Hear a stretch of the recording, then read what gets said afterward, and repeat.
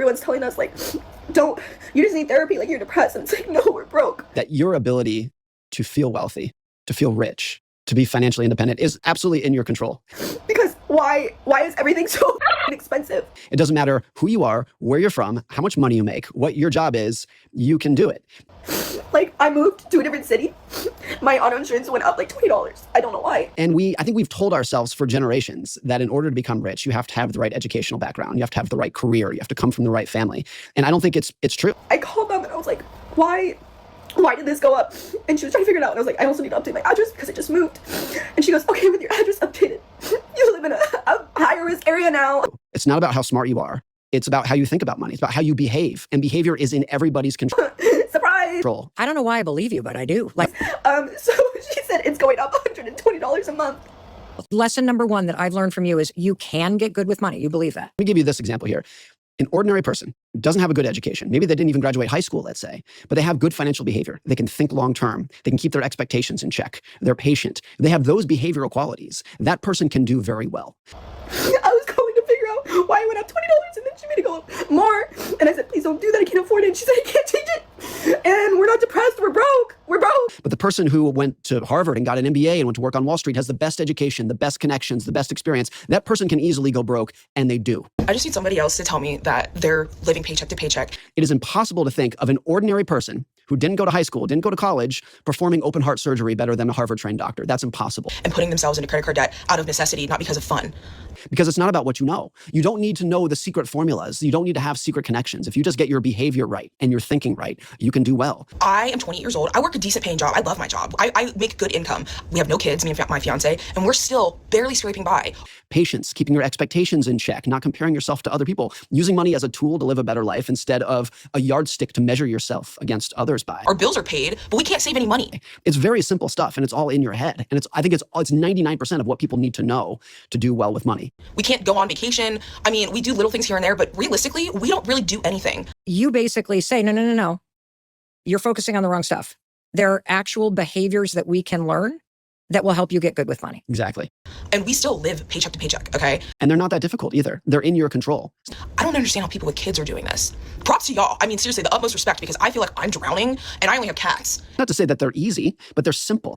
And so just a couple of the behaviors. If you have an ability to focus internally on your own goals rather than constantly comparing yourself against others.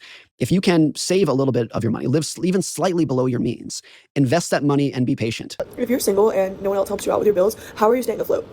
Just those things, that's a kindergarten list of topics that I just gave you. I literally just got in a good financial spot, and then I had to quit my part-time job. So now I'm just relying on my full-time again, which I've actually never done. I've had a part-time job forever, and I'm still gonna do my part-time on the weekends. But how are we staying afloat? Like, what is the option other than credit card debt? This is so hard. Part of this too is redefining what I mean by financially successful. I'm not talking private islands and private jets, but for most people, what they actually want. If you said, what is your ultimate financial goal? They would say, I want to have a stable housing for myself and my family. I want to have a little bit of cushion to fall back onto if I were to get laid off or have a medical emergency. I want to be able to have a dignified retirement someday. I want to be able to spend time with my kids. Those are very good financial goals. And that level of wealth and success, I think, is within everybody's control.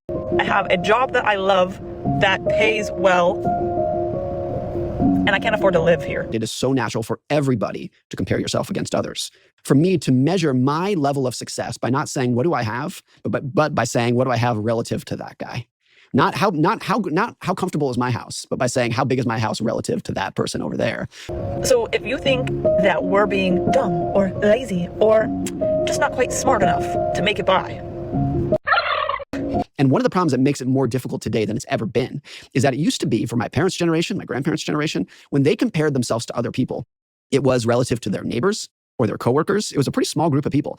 But now today, just everybody, including myself, their comparison group is the most sophisticated algorithm on Instagram or TikTok. And so no matter how well you're doing, no matter how great your house is, no matter how much money you're making, you turn on Instagram 100 times a day like everybody else, you open it up, and there is somebody out there who looks better, happier, more successful, more beautiful than you are. It's hard out here, and it's not because we're not trying.